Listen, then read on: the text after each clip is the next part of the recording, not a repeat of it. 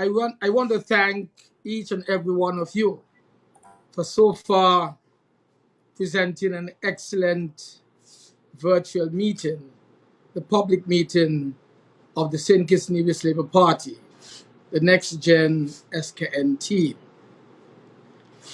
I believe that so far our citizens who are at home and abroad are pleasantly of the view that this is a team, despite the challenges that we have faced over the last few weeks, actually since March, we nevertheless have weathered the storm, and the St. Kitts-Nevis Labour Party continues to reach out and bring the message of hope to the citizens of this country, those who are resident here and those who are abroad in the diaspora.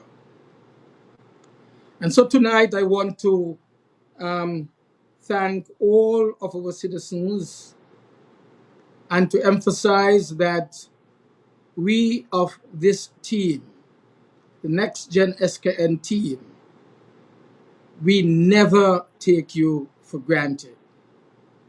And we appreciate very highly the fact that you have been rallying with us through thick and thin. You have been there with us. And that is why, to a large extent, you have observed us grow, mature, and now ready to serve you as the new government of St. Kitts and Nevis.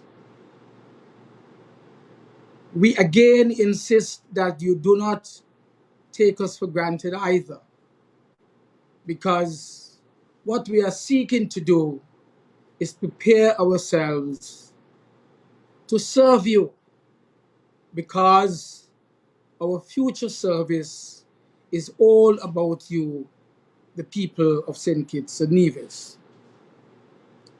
Whether you have been at our public meetings, in fact, that massive physical public meeting that we had in Fig Tree on the 12th of March with thousands of viewers and followers, whether the meetings have been the public virtual meetings that we've had, as for example tonight, or whether it was the virtual Good Friday prayer session, or whether it was the recent Easter Monday picnic and dance and party with EK and those excellent DJs and stars. You have been truly there for us, and we therefore are eternally grateful for your support. You have fortified us with your support and your presence, either virtually or physically. You have made us very confident that we as a team have been prepared over the last 2 years and months and weeks and days to serve your interests. You have reached out to us by way of Facebook. You have reached out to us by way of WhatsApp messages, emails. You have called us, you have telephoned us. And for this, we are eternally grateful, and again emphasize that we will never fail you in our service to you as the Next Gen SKN team government of this country. Even now, over the last few weeks, as our campaign has moved from a physical campaign to a virtual campaign, an electronic campaign, you have been there for us. And that is why, through this period of crisis, we are grateful that we have bonded even more greatly so that we would be able to understand each other. We providing services to you. You're giving us your feedback accordingly, and we shall make, therefore, our country better. And that is why I say that even though these are not normal times, we have been together. Even though there have been difficulties, a number of obstacles thrown in our way, we have weathered those difficulties, and we continue to be creative and intuitive in order to better serve you, even at this moment of deep crisis with the COVID-19 pandemic.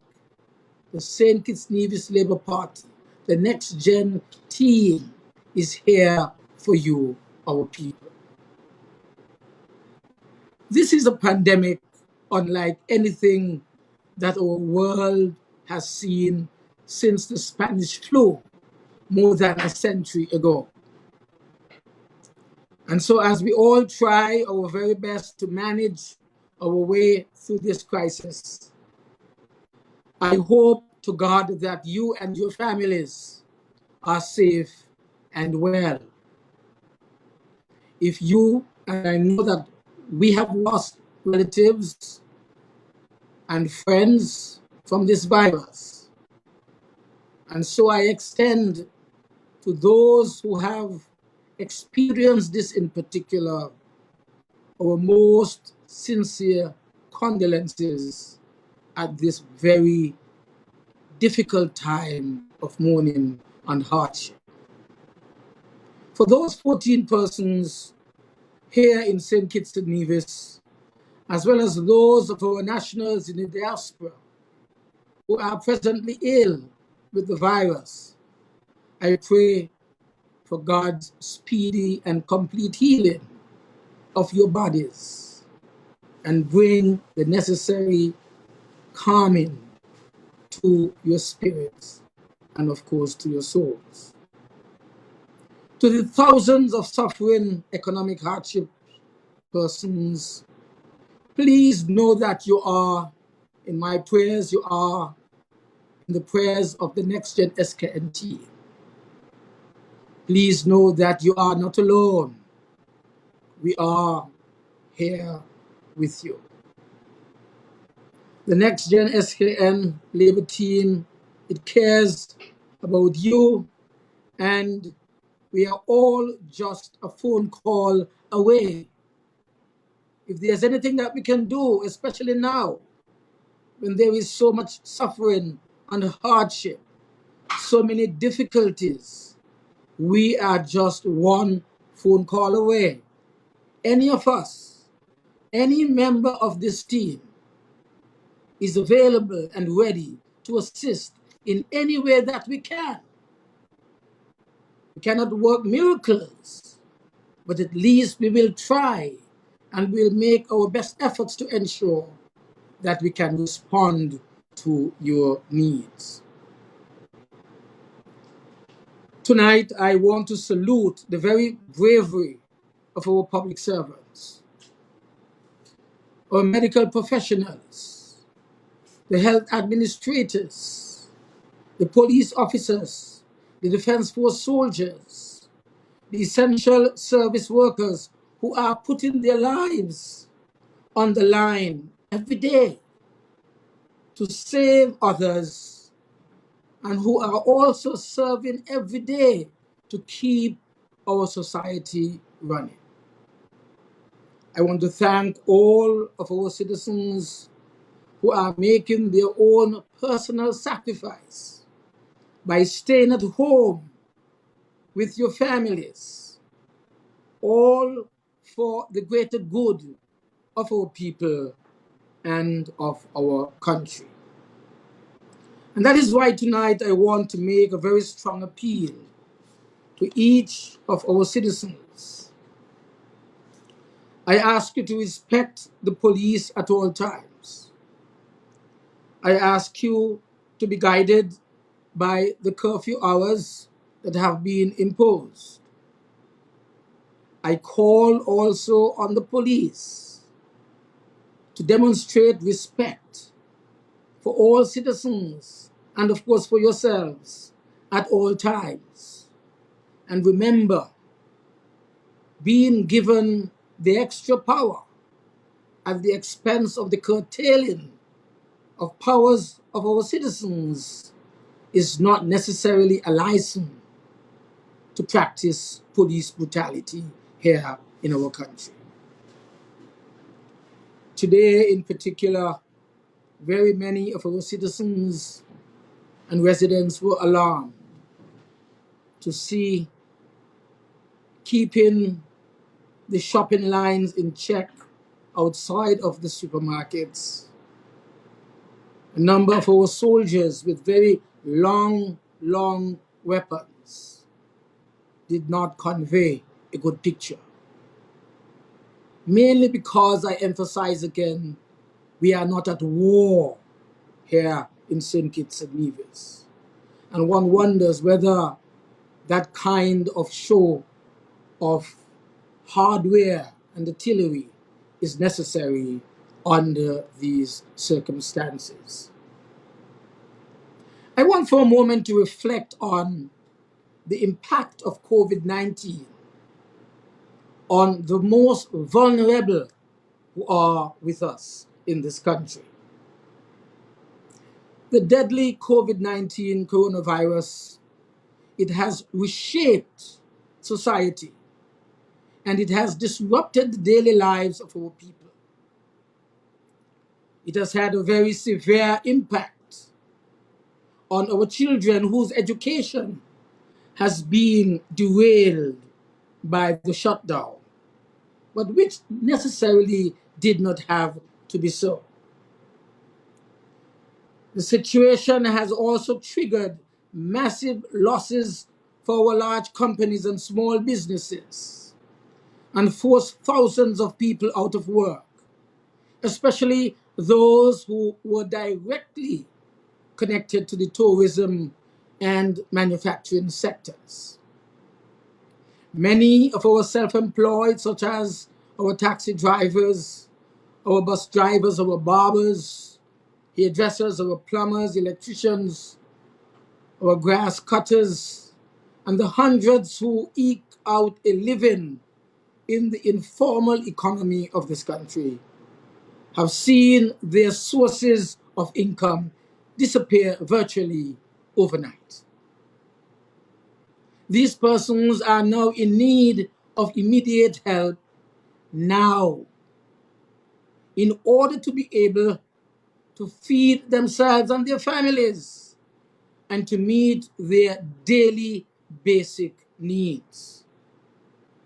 Unfortunately, help is not getting to these people fast enough. My colleagues before me, they have all emphasized it's a whole lot of talk, a whole lot of talk, but not sufficient action being pursued after these talk. These people, unfortunately, they need to get help now and fast because they are in need. And while monies have been earmarked by the government during this crisis, the process to access these funds, the process itself has become a barrier to those who are in dire need. These are the people who have no money to put credit on their phones, to call the hotlines that have been established. They have no internet, no computer or printer at home to download and print forms or even complete the forms online because they don't have computers, many of them. The computers which would have been in their homes, given to their children in the 6th grade at the primary school and in every single grade at the high school, those computers have disappeared under this government over the last 5 years. And so these are the same people who are now being told, without these facilities at their disposal, to go online, fill out this, fill out that, download this, download that, print this, print that, and send it to us online with your signature. This is a joke. How many of those who are really vulnerable and have been affected can do what the government expects of them or the Social Security expects of them?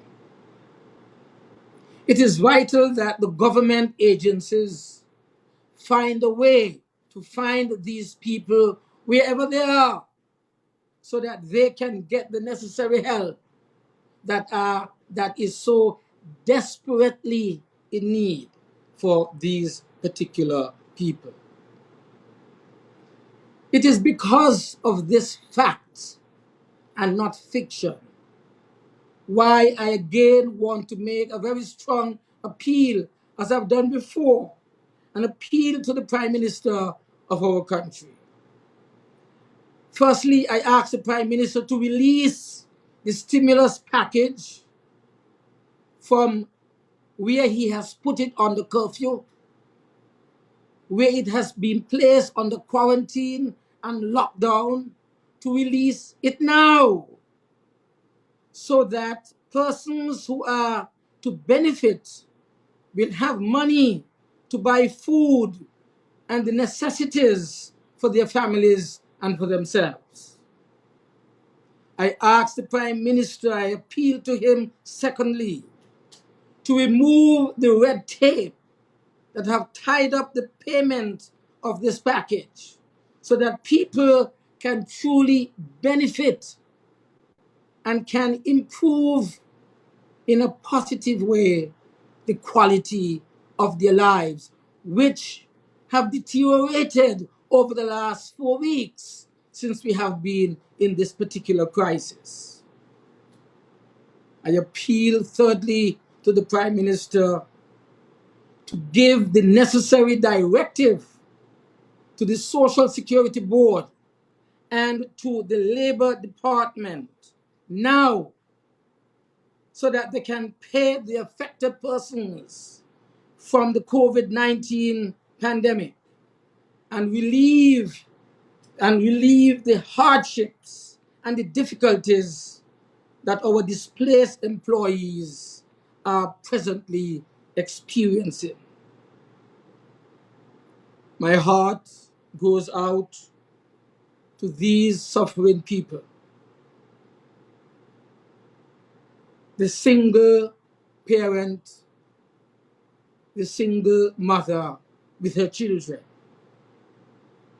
the pregnant working mothers who are now out of work. My heart goes out to these people. And tonight I ask each and every one of us in this country to stand in solidarity with these and echo the call, the appeal to the Prime Minister to remove this package from being quarantined, from lockdown, from under curfew, and allow people at least to begin to see a glimpse of decency in their lives, at least with decent meals that they can feed themselves with, and thus withstand any threat of this disease and other diseases which may be lurking. And meanwhile, while I speak of those who have been so severely affected, the working poor, our farms are being overrun by monkeys and wild pigs because the Harris regime has neglected to put rules in place that would allow our farmers to tend to their crops. So even if people did not have money to go to the supermarkets, but at least they were able to access food from the agricultural farms, things may not have been as difficult as they are today. And so, how will our farmers, how would they be able to provide our people with fresh fruits and vegetables if they cannot themselves go to their farms, if they cannot attend to their livestock, their animals? What can they do when they're at home locked down for 7 days? Their farms are being overrun by monkeys, taking all of their crops for themselves. In the day and in the night, we have the wild pigs, the wild hogs going into those farms and reaping what the monkeys would have left for them after being there in the day. And that is why I say the government is not serious about some of the things that it is putting in place. Dr. Harris has yet to announce his plans to provide income support to our people beyond the additional $5 million that he has put in the PAP program. I want to emphasize that in addition to these problems, the plans and the programs organized under the Prime Minister's stimulus program, they have been poorly designed and don't appear to be very well thought through at all.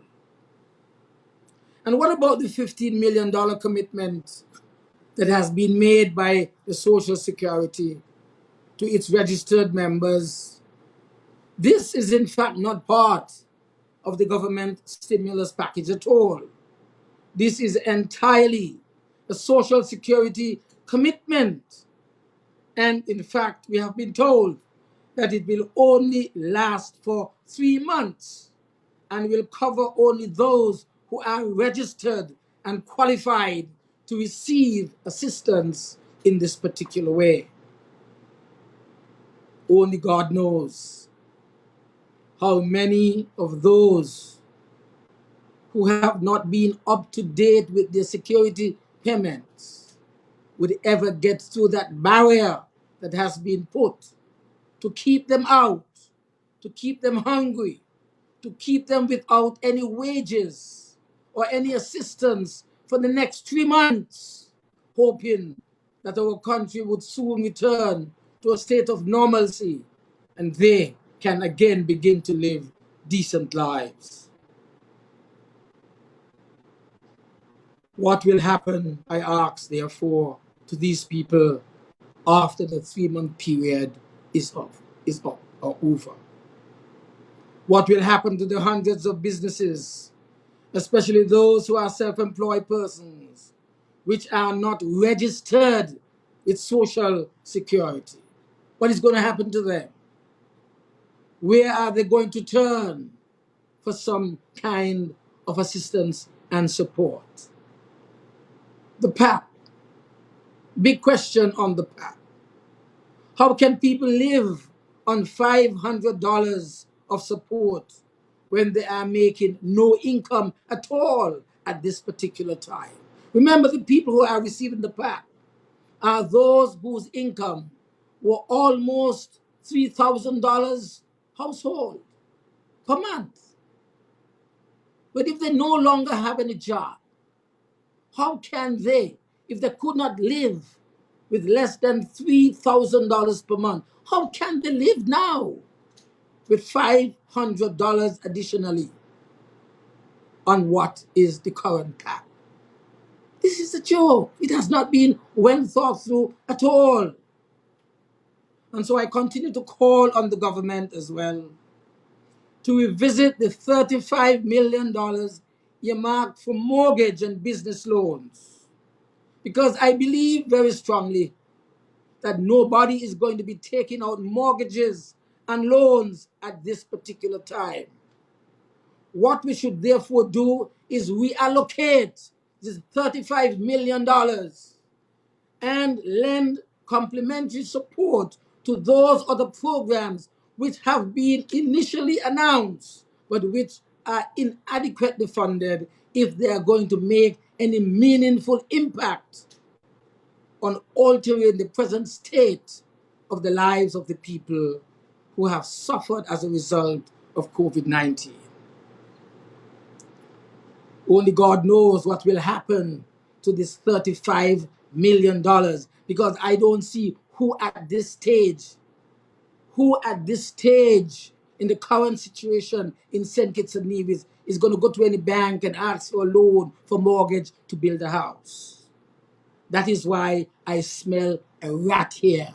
Something is not smelling right with this $35 million earmarked for mortgage and business loans. I believe that we need to reallocate the $191 million allocated for public sector construction projects that we have been told. With all construction halted in the short term, this money will just be sitting there unused. I have told you before that when we left office back in February of 2015, $900 million as a result of most admirably managing the financial affairs of the people and the government of St. Kitts and Nevis. $900 million. Whether that has all been used up over the last 5 years in Squandermania, I don't know. But we left enough money there for people to be treated decently. Now that we have the need for financial support in a crisis, the people should have had enough money left there by the Labor administration 5 years ago. $900 million. It should be there. Remnants of it should be there to assist us in getting through this difficult period of existence as a result of COVID-19. I believe that there is need to free up this $191 million, which must now become part of a structured, multi-tiered program that will bring immediate relief to the people who need it most in order to pay their rent and buy food and keep our local businesses afloat. $1,000 is simply not enough. These problems that are being encountered are clear indications that the government had no coherent plan or leadership in place to execute a comprehensive emergency plan that would bring targeted assistance to our people, including our farmers and our businesses. There is a desperate need for serious leadership at the national level, the kind of leadership that is guided by knowledge, experience, honesty, humility, empathy, and compassion. Too many of our employers have been left afloat on their own. What we would have preferred to see is that the employers were provided support, assistance, so that they would have kept their employees working, and government instead would have provided that support back to the employers so that the employees would have been paid weekly, as we are seeing happening in some of the manufacturing enclaves here in St. Kitts and Nevis. I believe this would have been an alternative good plan where the manufacturers and those who are especially in the retail tourist businesses would have been able to keep staff and at the same time continue to pay them, and government will work out something with them as employers at the end of the day. And so I say that the St. Kitts Nevis Labour Party, the next Gen SKN, is the only team that would provide such leadership at this time, which is most lacking at our time of crisis. I want to very quickly, before I end, speak to some of the situations of what we are calling the new normal here in St. Kitts and Nevis post COVID-19. The situation that our federation is presently facing is one that will be with us for a long period of time. We don't know when a vaccine is going to be approved. Very many scientists all over the world, in Cuba, in the UK, in China, in Taiwan, very many in the United States of America, very many scientists are spending over 24 hours per day in their labs trying to perfect the first vaccine that will help with the COVID-19 management. But until that comes, we would be in difficult situations because the virus will be with us for a long time until, as I said, we would have found the appropriate vaccine. Of course, it is too expensive and dangerous for herd vaccination or immunization to have taken place in all of our countries. And so we must find something, I think, which is less complicated. Scientists are saying that only vaccination or the attainment of herd immunity will contain the spread and reinfection once and for all. And we are hearing of persons who were infected, had symptoms, got ill, recovered, and then, after being negative, are tested positive again. And so there is the high possibility of reinfection. That is why I say it will be with us for some time. Therefore, it will take at least, we are told, 6 to 18 months before life returns to a degree of normalcy here in St. Kitts and Nevis and around the entire world. Hence, what do we do in the interim? In the interim, we must all accept the new realities and be willing to change our behavior for the foreseeable future. Social distancing and physical distancing will need to continue for some time as we resume the regular activities of life. Like, for example, going to the bank, shopping, and even returning to school and places of work, and even attending to places of worship. Things will change. The handshakes, the pats, the hugs, they will disappear. Those will not happen in the way that they happened before. You will be elbowing or doing the foot dance accordingly, the ankle dance.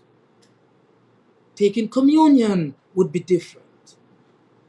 We cannot lurch from lockdown, I emphasize, however, to nothing. Lockdown to nothing will not work. We must have in place a very stable exit strategy, one that allows us to move carefully and persistently away from lockdown. For example, a new regime of flexible hours may have to be instituted where office staff are rotated and persons are allowed to work from home as much as possible. Today I attended a funeral. Family member of dear friends of mine. Half an hour. The burial rites only performed at the graveside when the coffin is being laid into the grave. This is part of the new normal. Today it was on the news that in Grenada, since March, when this COVID-19 took its first flight to Grenada, no burials of the dead. And so the funeral homes are now complaining because for over a month, nobody has been buried in Pineda. This is part of the new normal. Embalming, or maybe some other form of burial, final rites may have to be instituted.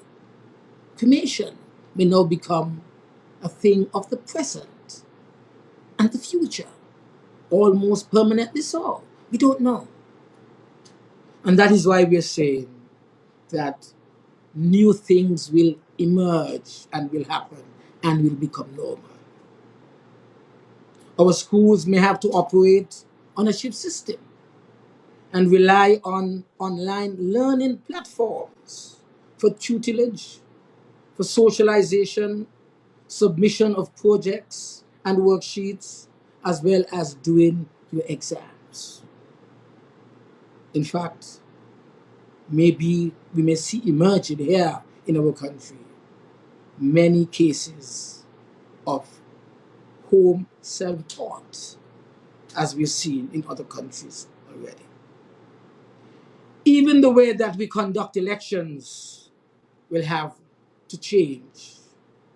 The voting process will have to adhere to strict social distancing protocols. As I said 2 days ago in a different program, the government should be focused on how to prepare the way for a voting process that would respect the strictest social distancing protocols. And if our government wants to know what is happening in other countries, South Korea can send a team there, led by the Attorney General, to find out what's happening in countries that have COVID-19 but have to do the important democratic process of holding elections. This government must use the time it has left to prepare and put personnel and systems in place in order to facilitate this important democratic exercise. What then would be the economy post COVID-19, since so many new normals would have emerged? Our tourist industry, which is the main driver of our economy, has been hard hit by this crisis. This means that the incoming administration will have to be very innovative and creative in the way in which we seek out the opportunities that are hidden within this particular crisis. We in the St. Kitts-Nevis Labour Party are already preparing a plan for economic recovery and economic restructuring of our country. The new post-COVID recovery period will rest on 5 key pillars: agriculture, food security. 1, robust ICT and digital infrastructure to facilitate e-government and e-commerce. 3, comprehensive primary health care and public health policy. 4, next-gen education, which emphasizes remote learning and, of course, good governance, together with a rebranded manufacturing sector with high technology being pivotal in driving this new sector, or this rebranded sector, I should say. These are areas that the new next-gen SKN Labour administration will invest in over the short to medium term. My team is in the process of putting together a National Economic Council, which would advise the new Labour administration on this issue in order to get our people back to work as quickly as possible. We will draw, apart from this council, we will draw on the experiences of people who we know are willing to work to move our great country forward. I will definitely, as I've done over the last few days. I will make more contact with persons I have worked with in the past in the international and global and regional entities.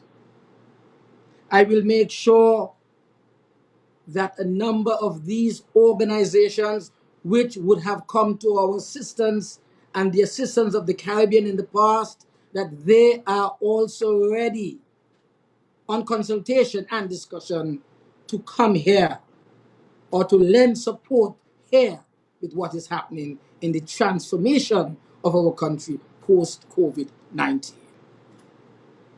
I will call on our former United Nations ambassador and our present United Nations ambassador to lend of their contacts and experience in New York, in Washington, D.C., those who have served at the OAS as well, to ensure that we can get the best of their support and advice as we move St. Kitts and Nevis further and further away from post-COVID or into post-COVID-19 and away from COVID-19. The areas that I have just mentioned with regard to the sectors that will be targeted, there are people in these sectors who have helped over the years to pivot them to success as we've experienced in the past. Tourism, for example, I will reach out to former Minister of Tourism, Dwyer Rastafari, Ricky Skerritt. I will reach out to former financial secretaries who are here in St. Kitts and Nevis, and whom I'm sure will lend of their expertise and experience to return us to where we need to go if we are to advance our country, catch up very quickly as a result of the delay that we would have had, and so that we can get back on track to be number one again in the Eastern Caribbean and beyond. In other words, I would put political party differences and personal differences aside and make sure that the country is having grasp of the best of its experience and its human resource in order to put our country where it needs to be in the future. And that is why we are the Next Gen SKN team. I want to say that my team will continue on its path to put these structures in place so that we can recover very, very quickly. The National Economic Council and this broader group of persons, private sector, former president of the chamber, the current president of the chamber, all coming together with NGOs to put our country on a sure footing for the future. And so in conclusion, my dear ladies and gentlemen, I want to say that the COVID-19 pandemic has presented truly a daunting challenge to our people. But I firmly believe that our people are resilient enough. We are intelligent enough, and we are creative enough to overcome this crisis and bridge to better times ahead. We will not do it alone, because as I said before, we will reach out to those in the region and the international community, those with whom I have contact, with whom I have worked with for 20 years, and ensure that our country is put back on a sure footing. I just want to say to the comment leader that we appreciate your words tonight. And as you can see, many persons are online watching and listening also by radio. I think that the vision that has been laid out tonight is welcomed by the people of St. Kitts-Nevis, not just those who support the St. Kitts-Nevis Labour Party, but the St. Kitts-Nevis citizenry on a whole. It is a vision that I think people can have confidence in and will take us through to the next level post-COVID-19. Thank you. Good night.